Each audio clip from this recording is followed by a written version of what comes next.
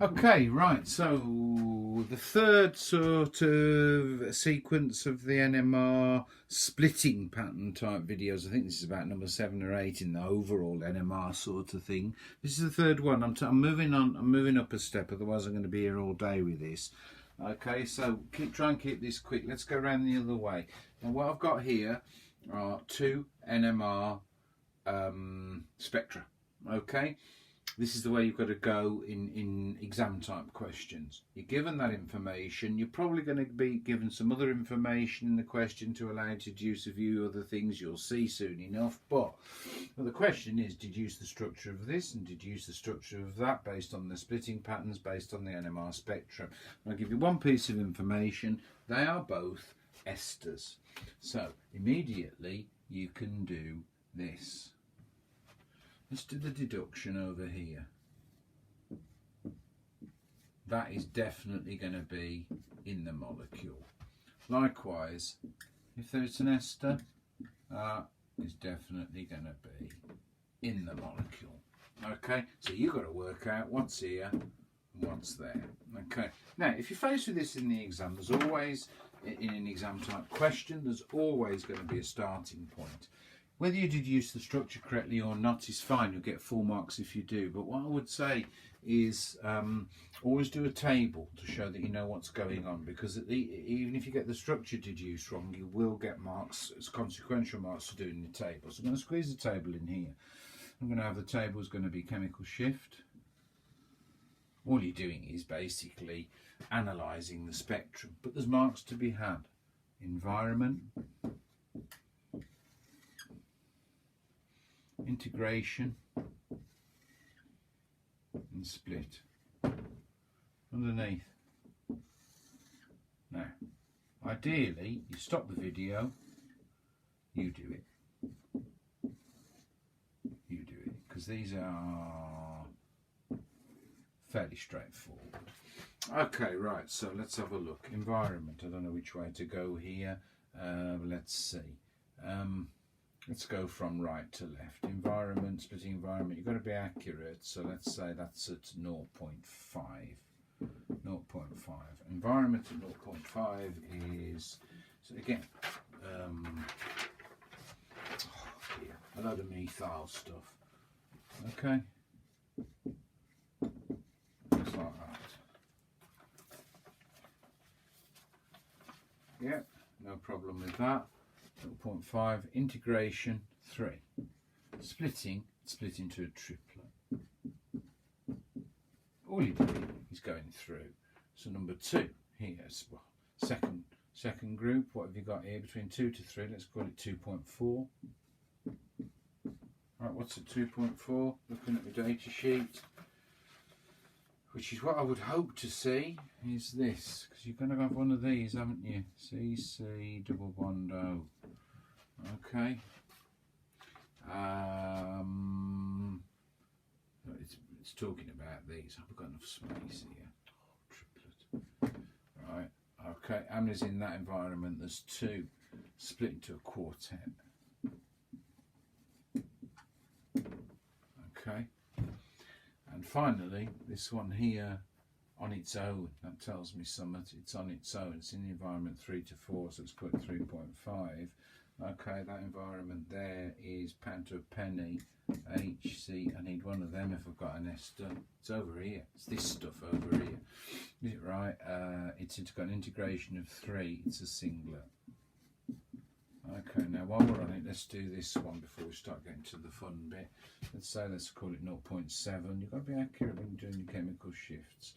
Environment, probably there, are there, no worries.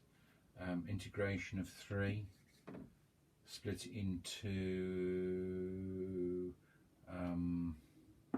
triplet. Okay, these here. Environment 2.4. Okay.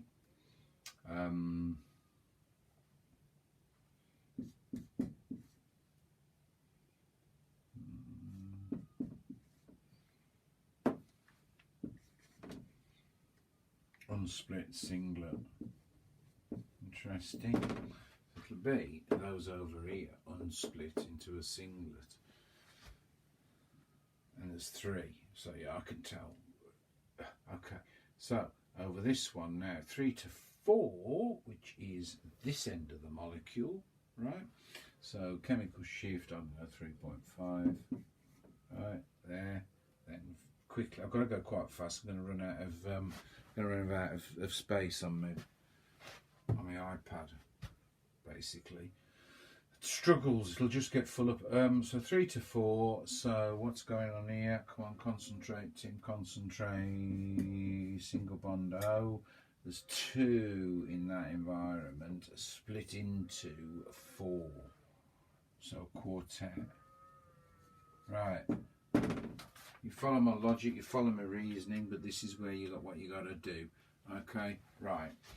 I go over, I look at this end, right? I'm looking at this end of the thing. I'm not going to do this end just yet. So I'm going to be talking about here.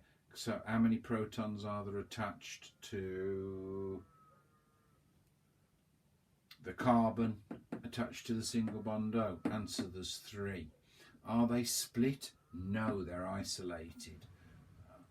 So, in other words, 3 there, up here, isolated. 3 single bond O can only be that. That's going to give me that. Well, say that's going to give me that. Okay, so no splitting. You've got a classic sequence here. So I'm now looking at this end of the molecule. Okay, again, I'm going to do that because I need the space. Right. This end of the molecule, 2 to 3. So these carbon there. Join to yeah, those are those. Join to the C. There's 2, okay, and they're split into a quartet, right? So if there's 2 in that environment, no problem. CH2. Okay, split into a quartet. They must be joined to a carbon that has 3 on it. There. So I reckon that's the structure. Let me just do the last one. Those 3 there, if I'm right, okay, will be right up here. These ones here, they'll have an integration of 3. They certainly do. And they'll be split into a triplet, if I'm right. Yes, they are split into a triplet. They're in the right chemical shift. They've got the right integration value. That's your structure for that. You've got to be able to do that. The one underneath, so you definitely pause this and you do this yourself. Right, let's start over on this end, shall we? Let's just rub that a bit. Okay, let's do this end first because it's more boring. So I'm looking for the CC double bond O environment, okay, which is between 2 to 3, and there appears to be a carbon with protons on it. Okay, as indicated by that, but they seem to be isolated, and there's 3 of them. I'm talking about this. They're a singlet. They're unsplit. So is there any way, if they're isolated, it can be that? Okay. Now, again, got to get good at this. You do yourself, do your own, right? So looking at the next ones, that's going to be like a methyl group down. So here we're talking about these, aren't we? HC joined directly to a single bond oxygen. There's 2 in that environment. Good. That looks all right. Put 2 in the environment. Okay, so they're split into a quartet, which suggests they're joined to 3 adjacent ones to split those into 4. Right? Yeah. Okay. Well, let's look at these and see whether that's the case. I'm expecting to see a peak down the bottom end here. There, which is just your sort of lump of hydrocarbon sort of region, chemical shift, integration of 3. Yeah, I'm expecting to see them split into a triplet by those 2 there. Triplet, those there, sorted. Okay. Hopefully, I better not flipping run out of. Just check. Can't have much time left, but let's just be clear with this. 1, 2, 3. 1, 2, 3. Right, 1 bottom end. 1 split into 3. Yeah, by those 2. Them there. 2 to 3. No doubt. 2 split into a quartet by them 3. Isolated. 3 in environment, not split, too far away, nothing adjacent there. These here, study easy one, those 2 there in the right chemical shift for this malarkey. Yeah, certainly is. 3 in that environment, that's 2. So I'm just labelling these up. Those there down are going to be up here, that's a lump of hydrocarbon, and you expect them to be a triplet. We've already discussed that, so that'd be number 1. And those single bondo up here, split into a quartet by those 3. There you go. And those were 2 they're the easier end of NMR deductions, but classic examples.